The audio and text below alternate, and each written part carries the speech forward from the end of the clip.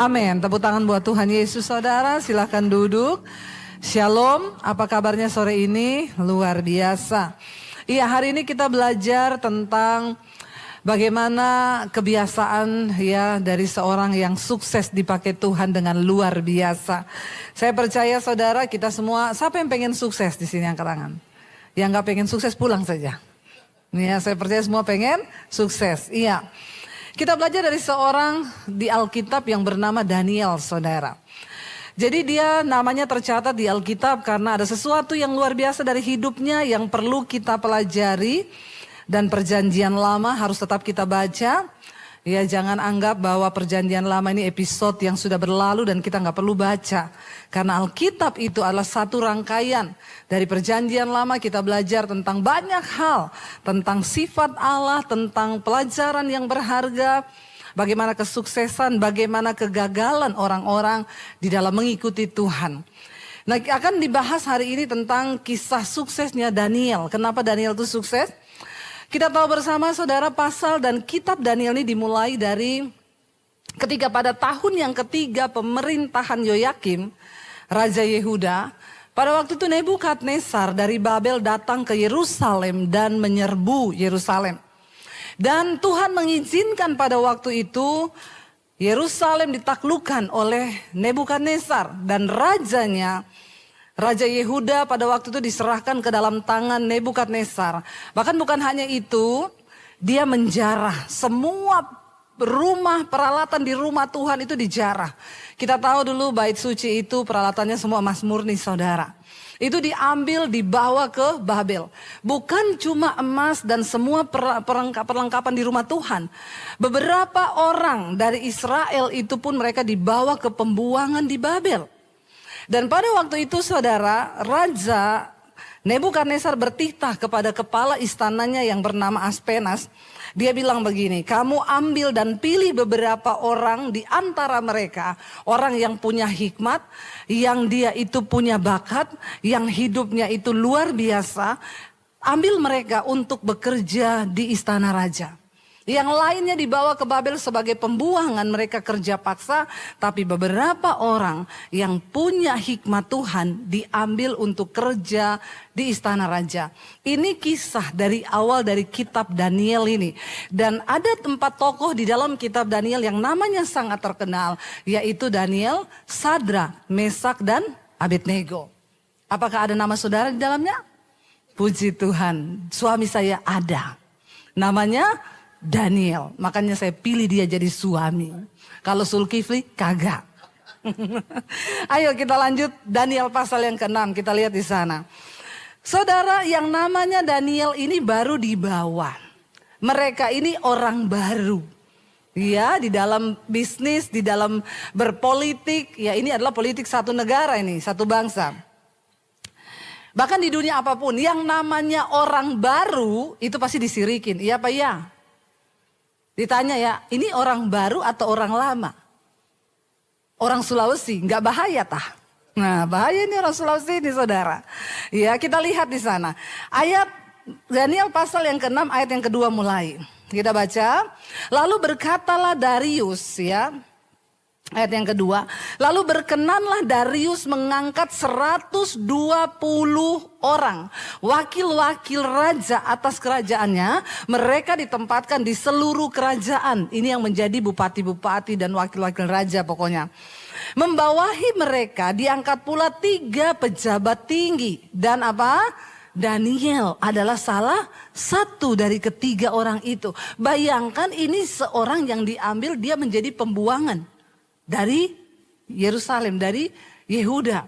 Dibawa ke Babel, tetapi tiba-tiba dikasih jabatan. Bahkan jadi orang, terpilih 3 orang yang memiliki kekuasaan tertinggi setelah raja. Wow gak saudara? Wow. Ini luar biasa. Dan dikatakan di sana, kepada mereka lah para wakil-wakil raja harus memberi pertanggungan jawab supaya raja jangan dirugikan. Jadi sekarang ini mungkin mereka ini ya pejabat-pejabat tinggi ya. Yang diberi kepercayaan. Daniel, dia nggak ikut pilkada. Ya, dia nggak kampanye, tapi dia dipilih. Pada waktu itu diangkat karena Tuhan yang memilih. Lalu kita lihat ayat yang berikutnya. Maka Daniel ini melebihi para pejabat tinggi dan para wakil raja itu. Karena apa?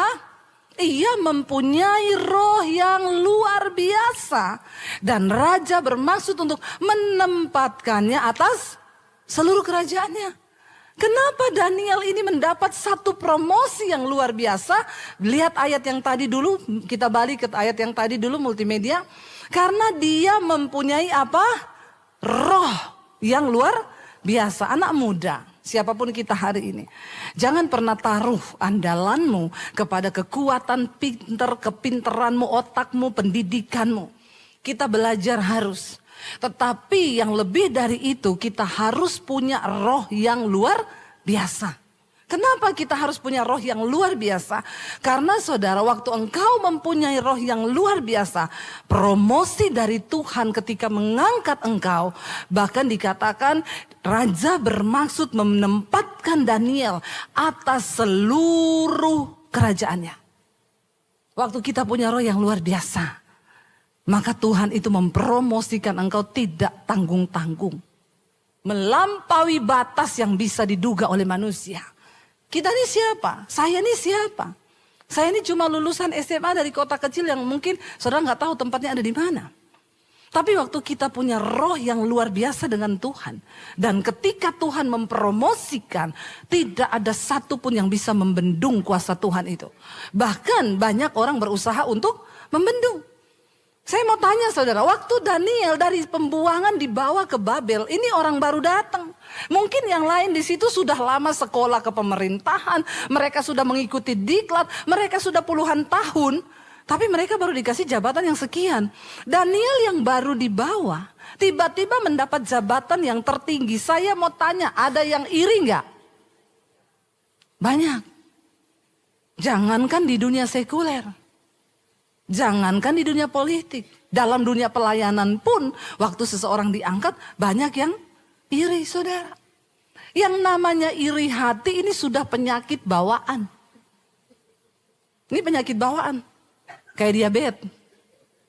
Makanya kita harus hati-hati, karena ini ada dalam setiap kita. Nah kalau kita pupuk, kita kasih makan, makin jadi. Makanya kita perlu menjaga hati. Yang lebih celaka lagi, mereka iri hati sama orang yang punya roh yang luar biasa, sama orang yang disertai oleh Tuhan. Jangan pernah iri sama orang yang disertai Tuhan. Itu sama dengan engkau bunuh diri, engkau menimbun, engkau menggali lubang bagi kuburanmu sendiri, saudara. Kita lihat apa yang terjadi dengan Daniel. Dikatakan di sana ketika Tuhan raja berniat mempromosikan dia. Baca langsung kelihatan yang iri-iri. Kemudian para pejabat tinggi dan wakil raja itu mulai mencari alasan untuk mendakwa Daniel dalam hal pemerintahan. Orang yang iri sama kita tidak akan pernah berhenti mencari celah, mencari kekurangan, mencari kelemahan kita untuk berusaha untuk menjatuhkan kita. Tapi jangan takut, asalkan kita tetap berdiri dalam kebenaran. Sekuat apapun, 1000 tangan manusia ingin mencoba menjatuhkan, mereka tidak akan pernah menang dengan satu tangan Tuhan yang kuat yang menopang kita untuk tetap teguh berdiri. Dikatakan mereka mulai cari alasan. Dalam hidup kita pun saudara ini akan terjadi. Orang akan mencari-cari alasan kesalahanmu. Dalam hal pemerintahan. Ternyata mereka tidak dapat. Tetapi mereka tidak mendapat alasan apapun atau suatu kesalahan. Sebab Daniel itu setia dan tidak ada didapati suatu kelalaian atau suatu kesalahan padanya. Sebab dia takut Tuhan. Waktu mereka tidak dapat, ayat yang berikutnya, apa yang mereka lakukan? Maka berkatalah orang-orang itu, kita tidak akan mendapat suatu alasan dakwaan terhadap Daniel. Kecuali dalam hal ibadahnya kepada Allahnya. Orang itu kalau sudah iri, dengki, sirik, mereka nggak dapat kesalahan. Yang benar pun akan dijadikan Salah. Karena iri. Bayangkan loh, yang mereka temui satu-satunya celah kecuali dalam hal ibadahnya kepada Allahnya. Dan waktu orang takut Tuhan, ada orang berusaha untuk menjatuhkan, engkau berurusan dengan Tuhan loh saudara. Hati-hati saudara, hati-hati. Lalu apa yang dikatakan saudara? Kemudian bergegas-gegaslah para pejabat tinggi dan wakil raja itu untuk menghadap raja. Serta berkata kepadanya, ya Raja Darius. Ya. Jadi Nebukadnezar itu adalah sebutan untuk raja seperti kita presiden. Tapi namanya adalah Darius. Kekalah hidup Tuhanku. Lalu mereka bilang apa di sana? Ya, ayat yang berikutnya. Semua pejabat tinggi kerajaan ini, semua penguasa dan wakil raja, para menteri dan para bupati telah mufakat. Supaya dikeluarkan kiranya suatu penetapan raja dan ditetapkan suatu larangan.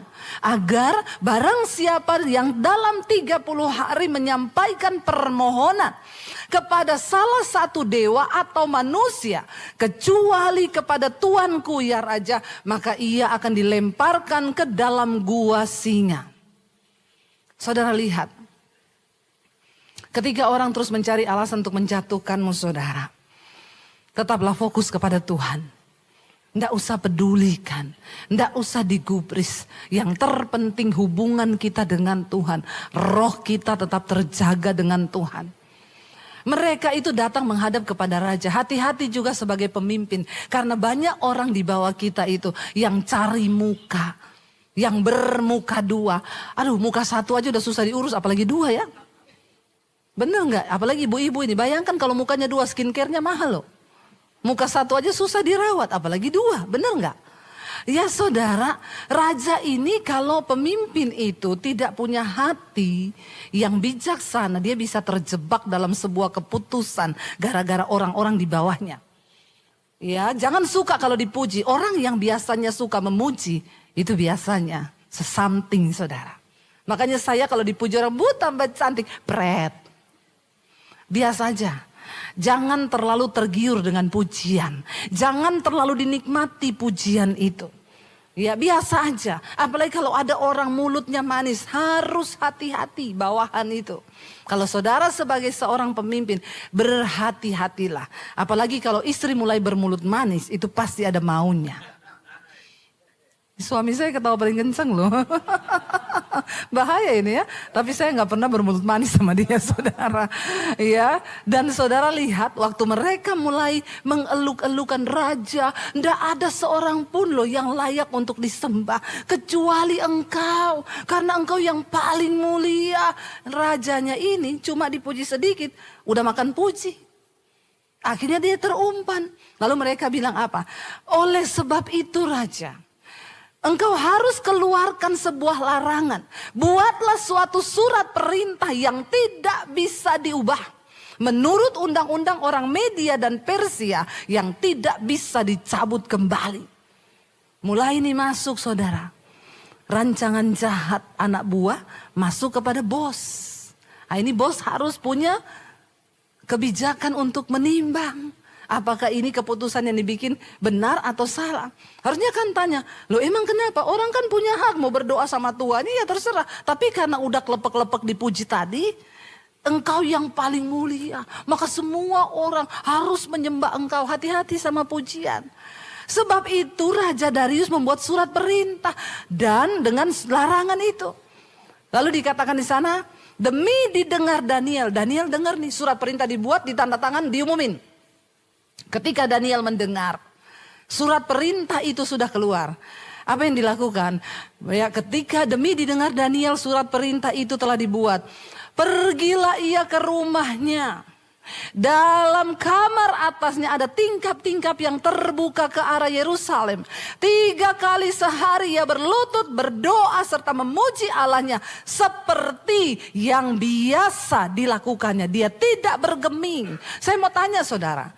Menurut saudara waktu Daniel dengar surat itu dia ada ketakutan gak? Daniel ada takut gak? Dia juga manusia loh seperti kita. Dilempar ke gua singa itu kira-kira takut gak? Gak usah tanya Daniel deh. Saudara kalau dilempar ke gua singa saudara berani? Enggak. Dia juga pasti takut.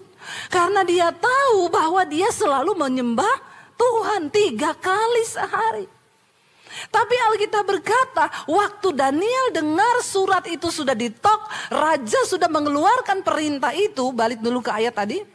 Dia bergegas pulang ke rumahnya. Dia masuk ke kamarnya, dia berlutut di situ, dia memuji menyembah Tuhan seperti yang dia biasa lakukan 3 kali dalam sehari. Lalu orang-orang itu bergegas-gegas masuk mendapati Daniel yang sedang berdoa dan bermohon kepada Allahnya. Karena memang itu yang mereka tunggu. Orang iri itu suka lihat orang jatuh. Dia tunggu dia mau masuk kamar nih. Mereka udah hafal jamnya. Sampai mereka tahu loh. Ya, orang tuh kalau iri, kalau sirik, dia pantau terus hidup kita. Biarin aja. Tunggu ini kesalahannya. Dicari, dikejar. Dapat saudara. Lalu dikatakan ayat yang berikutnya saudara. Kemudian mereka menghadap raja dan menanyakan kepadanya tentang larangan raja. Raja, bukankah engkau sudah bikin satu ketentuan bahwa orang yang mencari yang lain, berdoa kepada yang lain, menyembah kepada yang lain selain daripada raja, maka dia akan dihukum dengan dilempar ke gua singa. Raja, ingat ya, perkara ini sudah engkau tanda tangan menjadi undang-undang Media dan Persia dan itu tidak dapat dicabut kembali. Mereka ancam memang raja untuk kasih dengar karena undang-undang sudah dibuat tidak bisa ditarik kembali dalam waktu hanya beberapa saat. Lalu dikatakan di sana ayat yang berikutnya saudara. Lalu kata mereka kepada raja, Daniel salah seorang buangan dari Yehuda. Kelihatan siriknya. Padahal Daniel sudah diangkat menjadi pejabat tinggi. Nggak ngomong itu loh raja, Pak Daniel itu loh yang dari Yehuda. Daniel salah seorang buangan. Ini saudara tanda-tanda orang sirik. Omongannya itu lihat, merendahkan orang. Orang buangan itu loh. Bukan pribumi. Dia tuh gak tahu dari mana pribulan. Salah seorang buangan dari Yehuda. Ya, tidak mengindahkan tuanku ya raja. Dan tidak mengindahkan larangan yang tuanku keluarkan. Tetapi 3 kali sehari dia mengucapkan doanya. Lalu apa yang terjadi saudara? Setelah raja mendengar hal itu maka sedihlah ia. Dia gak menyangka kalau yang mereka mau jebak itu Daniel, orang kesayangannya, orang pilihannya, orang yang benar-benar dia anggap punya roh yang luar biasa ini. Raja sedih saudara, tapi dia gak bisa buat apa-apa. Dia cuma bisa nyanyi, aku terjebak, aku tertipu, aku terperangkap dalam egomu. Itu toh sudah terlanjur, hukum sudah dibuat, undang-undang sudah disahkan. Tidak bisa ditarik kembali. Nangis raja, sedih. Kenapa Daniel? Kenapa Daniel? Dan ia mencari jalan untuk melepaskan Daniel. Bahkan sampai matahari terbenam, sampai malam ia masih berusaha untuk tolong Daniel. Sering kali Tuhan izinkan orang yang berniat tolong kita pun tidak diizinkan Tuhan. Tidak dapat jalan untuk tolong kita. Supaya apa saudara? Supaya di situ pertolongan itu hanya datang dari tangan Tuhan yang kuat. Nggak diizinkan loh, raja sudah berusaha. Ini siapa? Pemegang kekuasaan tertinggi. Dia bisa melakukan apapun. Makanya jangan andalkan manusia. Sehebat apapun pangkatnya, tetap andalkan Tuhan. Amin saudara. Jangan engkau menyedihkan hati Tuhan. Sehebat apapun pejabat yang dekat dengan kita, jangan pernah andalkan. Tapi tetap andalkan Tuhan. Cuma Tuhan yang sanggup. Lalu bergegas-gegaslah orang-orang itu menghadap raja serta berkata kepadanya, ketahuilah ya raja, bahwa menurut undang-undang orang Media dan Persia, tidak ada larangan atau penetapan yang dikeluarkan raja yang dapat diubah. Mereka ancam raja gantian. Jangan pernah kau rubah karena itu menurut undang-undang sudah sah. Ini akan demo besar-besaran ini. Demi seorang Daniel saudara. Lalu dikatakan di sana, Sesudah itu raja memberi perintah. Lalu diambillah Daniel, dilemparkan ke dalam gua singa. Berbicaralah raja kepada Daniel. Allahmu yang kau sembah dengan tekun, dialah kiranya yang melepaskan engkau dari mulut seorang raja yang tidak mengenal dan tidak menyembah Allah. Bisa keluar sebuah kata-kata iman karena melihat ketekunan iman Daniel. Karena melihat kesungguhan hatinya Daniel kepada Tuhan. Dan dia menyadari bahwa ternyata dengan kekuasaan tertinggi yang dia punya, dia pun tidak sanggup mengeluarkan Daniel dari hukuman gua singa itu. Makanya dia berkata, berbicara raja kepada Daniel, Allahmu yang kau sembah dengan tekun, dialah kiranya yang melepaskan engkau. Dan ini menjadi sebuah ujian iman yang luar biasa. Lalu dikatakan apa? Maka dibawalah sebuah batu diletakkan pada mulut gua itu. Lalu raja mencap itu dengan cincin materai dan dengan cincin materai para pembesarnya. Supaya dalam hal Daniel tidak dibuat perubahan apa-apa. Nggak bisa ditangguhkan hukuman itu. Siapapun yang coba melepaskan Daniel tidak sah. Waktu cincin materai itu dipakai untuk mengesahkan satu perkara, nggak boleh dirubah. Itu aturannya. Lalu dikatakan di sana ayat yang berikutnya. Lalu pergilah raja ke istananya. Dia berpuasa semalam-malaman itu, nggak mau makan raja. Karena sedih hatinya akan Daniel. Dia tidak menyuruh datang penghibur, biasanya malam raja berpesta makan, datang penyanyi dangdut, ya, datang semua itu ya goyang ngebor di depan raja, tari perut, sudah semua datang. Namanya juga raja. Malam itu raja bilang, aku ndak mau makan, aku puasa. Tidak ada satupun penari yang boleh masuk untuk menghibur. Dan ia tidak dapat tidur. Betapa raja bersedih karena Daniel. Waktu orang yang benar, saudara, diizinkan Tuhan. Seringkali Tuhan akan izinkan engkau, tidak ada satupun yang akan tolong. Jadi kalau hari ini engkau merasa tidak ada pertolongan di hidupmu, percayalah Tuhan sedang izinkan itu. Supaya kau menatap ke atas dan berkata, Tuhan cuma engkau satu-satunya harapanku. Cuma itu yang Tuhan mau.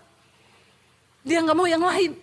Supaya imanmu tertuju kepada dia dan berkata, engkau satu-satunya harapanku Tuhan. Tidak bisa aku andalkan siapapun manusia. Lalu lihat saudara, raja cuma tidur hanya beberapa waktu mungkin. Pagi-pagi sekali waktu dia terbangun masih subuh fajar baru menyingsing. Bangunlah raja, tidak pergi ke dapur cari sarapan. Karena dia sudah puasa dari sore, dari siang. Dia tidak pergi ke mana-mana cari siapa. Langsung raja menuju pergi ke buru-buru ke gua singa. Karena dia sangat mengasihi Daniel. Waktu sampai di gua singa saudara. Ketika ia sampai dekat gua itu, berserulah ia kepada Daniel dengan suara sayu. Karena tidak berharap ada jawaban. Pasti Daniel sudah mati. Dengan suara yang sedih dia bilang, Daniel, hamba Allah yang hidup. Allahmu yang kau sembah dengan tekun. Telah sanggupkah ia melepaskan engkau dari singa-singa itu? Suaranya nyaris tak terdengar karena sedih. Dan tiba-tiba dia mendengar jawaban dari Daniel berkata begini, ya raja, kekalah hidupmu. Saudara, apapun keadaanmu hari ini, waktu kau percaya pada Tuhan, dia beri engkau kekuatan untuk memberikan jawaban kepada orang-orang yang ingin menjatuhkan hidupmu. Dengan lantang engkau bisa berkata bahwa Tuhan adalah satu-satunya penolong yang luar biasa. Lalu apa yang Daniel katakan saudara? Dia berkata begini. Ayat yang berikutnya, Allahku yang telah mengutus malaikatnya untuk mengatupkan mulut singa-singa itu. Sehingga mereka tidak mengapa-apakan aku. Karena ternyata aku tak bersalah di hadapan Tuhan. Nomor satu. Dan juga aku juga tidak bersalah terhadap Tuanku ya Raja. Aku tidak melakukan kejahatan. Pastikan hidup kita benar di hadapan Tuhan. Pastikan sikap hatimu benar di hadapan Tuhan. Cuma orang-orang yang hidup benar di hadapan Tuhan yang akan mengalami pembelaan di hari-hari yang terakhir ini. Enggak perlu takut apapun perubahan zaman. Enggak perlu takut apapun yang akan terjadi. Bagian kita berdoa, berjaga-jaga. Jaga hati tetap kudus di hadapan Tuhan. Daniel bilang, Tuhan telah menolong aku karena aku terbukti tidak melakukan kesalahan di hadapan Tuhan. Dan tidak juga melakukan kejahatan terhadap Tuanku Raja. Lalu saudara, ayat berikutnya berkata, lalu sangat sukacitalah Raja. Dan ia memberi perintah supaya Daniel ditarik dari dalam gua itu. Maka ditariklah Daniel dari dalam gua itu. Dan tidak terdapat luka apa-apa padanya. Karena ia percaya kepada Allahnya. Tidak ada akan yang bisa menggores hatimu. Tidak ada yang akan bisa menggores berkatmu. Tidak akan ada sesuatu yang bisa merampas apapun dari hidupmu. Kalau Tuhan tidak izinkan. Waktu kau percaya kepada Tuhan. Dia menjadi pelindungmu saudara. Ayat berikutnya berkata saudara. Lanjut ayat yang berikutnya. Raja memberi perintah. Lalu diambillah orang-orang yang telah menuduh Daniel. Dan mereka dilemparkan ke dalam gua singa. Baik mereka maupun anak-anak dan istri-istri mereka. Belum lagi mereka sampai ke dasar gua itu. Singa-singa itu telah menerkam mereka. Bahkan meremukkan tulang-tulang mereka. Waktu engkau iri hati pada orang yang diberkati Tuhan. Engkau sedang menggali kuburan bagi dirimu sendiri. Jangan pernah berbuat jahat. Jangan pernah iri kepada orang. Jangan pernah merancangkan sesuatu yang jahat di hatimu. Sebab itu sama dengan engkau menimbun murka Tuhan atas hidupmu sendiri. Walaupun raja gak bisa tolong. Tuhan itu gak pernah kurang cara untuk melakukan pembalasan dengan murkanya saudara. Orang-orang itu mati diterkam singa. Bahkan keluarga dan anak-anaknya. Lalu dikatakan apa di sana saudara? Raja akhirnya memberi perintah saudara. Raja mengirim surat kepada seorang-orang di segala bangsa, segala suku bangsa dan bahasa yang mendiami seluruh bumi. Bunyinya begini. Bertambah-tambahlah kiranya sejahteramu. Lalu yang berikutnya, bersama ini ku beri perintah bahwa di seluruh kerajaan yang aku kuasai, orang harus takut dan gentar kepada Allahnya siapa? Daniel. Sebab dialah Allah yang hidup, yang kekal untuk selama-lamanya. Pemerintahannya tidak akan binasa dan kekuasaannya tidak akan berakhir. Biar lewat pergumulan hidup kita, orang lain bisa melihat kedahsyatan tangan Tuhan. Jadikan setiap bagian dari pergumulan hidupmu menjadi momen di mana engkau bisa mengalami kemuliaan Tuhan. Dan keluargamu, orang-orang yang membencimu akan berkata, wow, Tuhannya hidup. Allahnya itu dahsyat. Nggak usah membela diri, nggak usah mencoba cari kebenaran. Tapi biar Tuhan yang mengangkat kebenaranmu seperti fajar yang dia munculkan di permukaan saudara. Dan dikatakan keluar maklumat di seluruh bangsa. Raja Nebukadnezar berpesan. Semua harus tunduk kepada Allahnya Daniel. Sebab dia melihat dengan mata kepalanya kuasa Tuhan terjadi. Lalu ayat yang berikutnya berkata. Dan Tuhan dia bilang Allahnya Daniel itu melepaskan dan menolong dan mengadakan tanda dan mujizat di langit dan di bumi. Dia yang telah melepaskan Daniel dari cengkraman singa-singa. Saudara, hari ini mari kita berjalan bersama dengan Tuhan. Apa tips kesuksesan dari seorang Daniel? Dia punya roh yang luar biasa. Kenapa selalu saya bilang jangan cuma bangun manusia jasmanimu.